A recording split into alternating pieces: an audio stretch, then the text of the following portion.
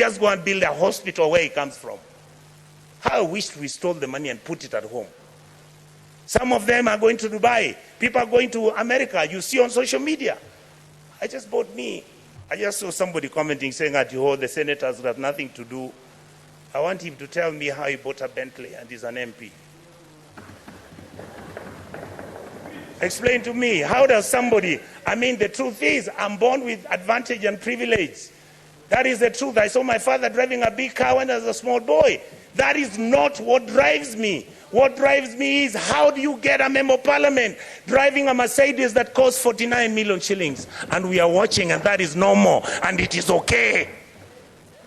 And it is okay. Shame on us.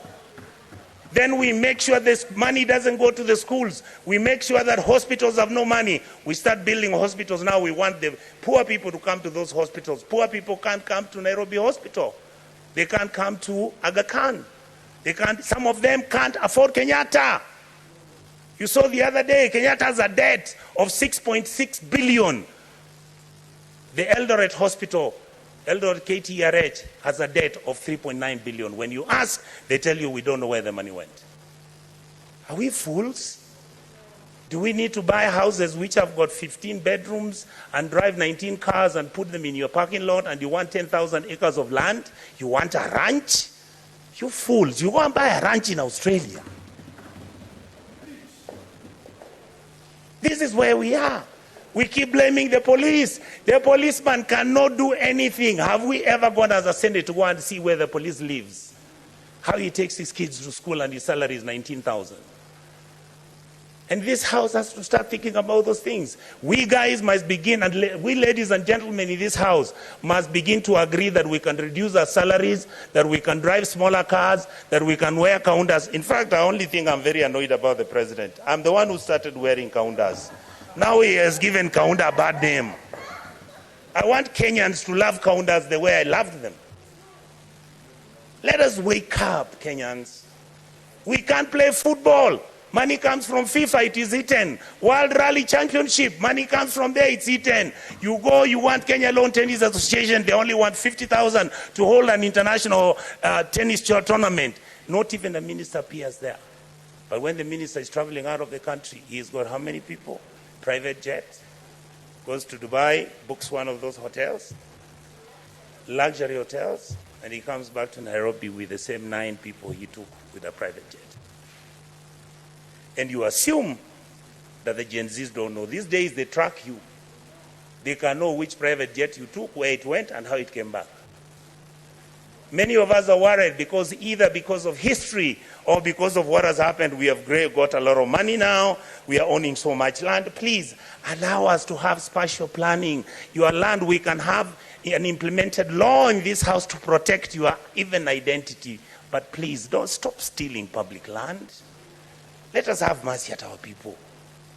You saw people from Eldoret and Kakamega talking about, our chambers which our grandfathers left for us. Now you guys who are MPs and senators, you come, you chase us away, and then you throw us into court.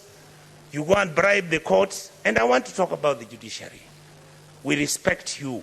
We know that you are most of the time under the pressure. We know there are certain things which you can even be blackmailed. But we want to hold you at a higher standard. We must hold the judiciary at a higher standard, the legislators at the higher standard, and make sure the president is also at the higher standard. That is how we can move as a country and stop this nonsense. We behave like monkeys running through a forest looking for bananas without knowing whether it's the bananas they want or it's oranges. I really, really want to say this, Madam Speaker, finally. I was nearly giving up on my country. I have changed my mind because of today. The young men who are fighting for this country have done us proud. Let us treat them with dignity. Let us make sure we engage them. Let us stop doing the things which make them angry, desperate, and upset with the ruling class. The truth is, if this country breaks down, it takes all of us down.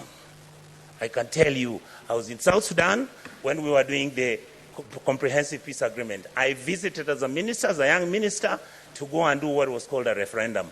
I've been to Khartoum. I have been to Mali. I've been to a country in West Africa. I'll remember the name, Madam Speaker. You look at how people have been treated and how the political class has treated their people. Everybody looks destitute and everybody is desperate. Let us change our ways. We can run the country peacefully, make sure everybody is a person of dignity. Let's treat our people kindly. A country that never takes care of its most vulnerable is a country that is not worth talking about. So I want to ask the political class, I want to ask all our auditors, I want to ask all members of the county assembly, please, members of the county assembly, your job is to oversight, the MP's job is to oversight, and the senator's job is to oversight. Let the governors run the place. If they bribe you, you will not get development. Let us agree that